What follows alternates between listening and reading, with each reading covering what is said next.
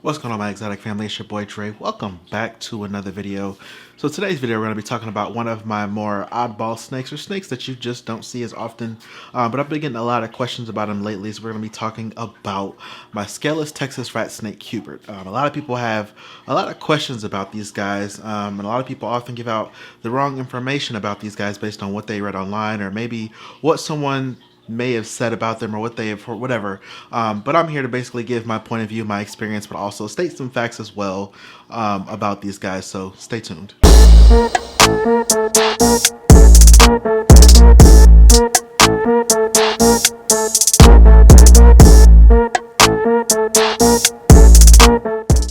Alright everybody, so welcome back to the video. I am here with Cubert, my scaleless Texas rat snake.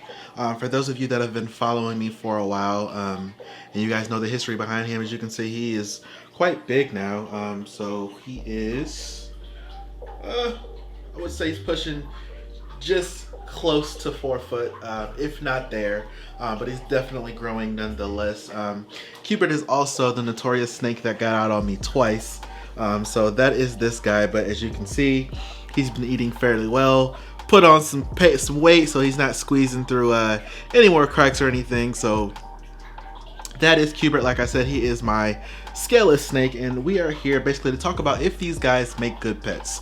My opinion, I think they make great pets. A lot of people just don't know too much about them, so they kind of shy away from them, or like I said, they are given the wrong information. So we'll go ahead and jump right into it. Scaleless snakes, a lot of people think they are some type of deformity, and they're not. They're a mutation, just like your albino or your IMG and boas, or spider morph. Well, that's probably not a good example, but nonetheless, they're a morph. The cool thing about this particular morph is you can find these guys in the wild. The first scaleless snake was not necessarily a Texas rat snake, but it was a gopher snake a little over 70 years ago in 1942, I believe. But lo and behold, the scaleless mutation was found in other species as well. I'm talking not only gopher, but ball python, obviously, corn snakes as well. So like I said, this is a natural mutation, and you'll see a lot of the forums and the blogs online, and they're so against it, and it's just like, this is a natural occurrence. So do these guys make great pets? As you can see, he has a pretty good disposition. He is still somewhat flighty, but I'm kind of just to the point now where I think that's just him. But like I said, it's not someone a snake I show off too often, but he is a cool snake. I mean, I gotta show him off here and there, right? So these guys are scaleless, so they feel very, very weird, and to that point, a lot of people assume that because they don't have the same amount of scales that most other snakes will have, that they are harder to care for, and that is in fact false. These guys you will take care of just like any other snake. They shed in whole pieces. That is a rumor, myth, whatever that goes around, that these guys do not shed in whole pieces, and they in fact do. I have shown off sheds from him on my Instagram page, and it actually looks very cool because you can see where the skin is, and then you can see where some of the scales are, which brings me to my next point. The term scaleless snake is kind of misleading. Yes, they are missing a lot of scales, and yes, they in fact are scaleless. However, if you flip them over and look at their belly, they still have those scales. They are not completely scaleless. As well as on Cubert, you can see his dorsal scales are still there, going all the way down his back. And then a lot of people are freaked out by him because he has a couple scales on his face. I don't know if you can see that. He's just looking at me. So like I said, the term scaleless is kind of misleading, but not really, because they do have less scales than most snakes, and the reason that they need their belly scales is because that's what helps them get around. Their ventral scales are what helps them grip to surfaces, to move, climb, and burrow, and do the natural snake stuff that they need to do. So these guys are very cool. Another thing is the dehydration. A lot of people think they'll dehydrate easier, which is, again, not necessarily true. I literally care for Cubert here as I would my Mexican black king snake. They are both colubrids. They are both from more, he's a technically a Skelis Texas rat snake. So they're both from arid environments, just like the Mexican black king snake. So it's a hot, dry, somewhat of a deserty type. So I keep him on Aspen. I don't spray him as often. He gets a full water bowl, and I've never had any issues.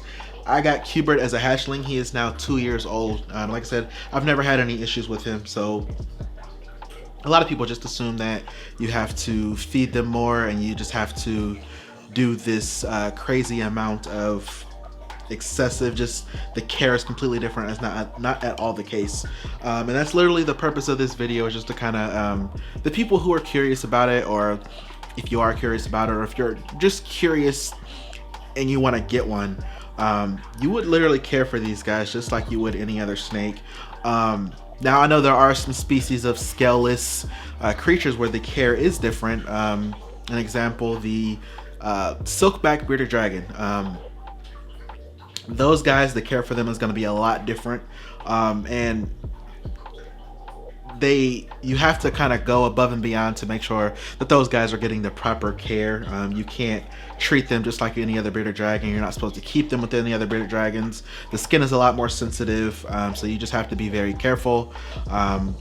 These guys, none of that applies. I mean, obviously I'm not cohabbing or anything like that, but the care is still all the same. They handle just as well. I don't have to worry about anything from my hands getting on them. I mean, obviously, just like with any of my reptiles, I'm sanitizing, washing my hands like I'm supposed to, and they are just cool snakes. I literally love this snake. And the crazy part is, I was originally gonna get rid of him a while back because he kept getting out, and I'm so glad I decided to keep him. I just kind of did, up the ante on my part just to make sure he couldn't get out as much, because it's not because he's a scaleless snake. That can happen with any snake, right? So lo and behold, here is Cubert. And like I said, keep saying throughout the video, they make great pets. It's just like any other snake. There is literally nothing too much different with these guys. I mean, that's pretty much, there's a good headshot of him.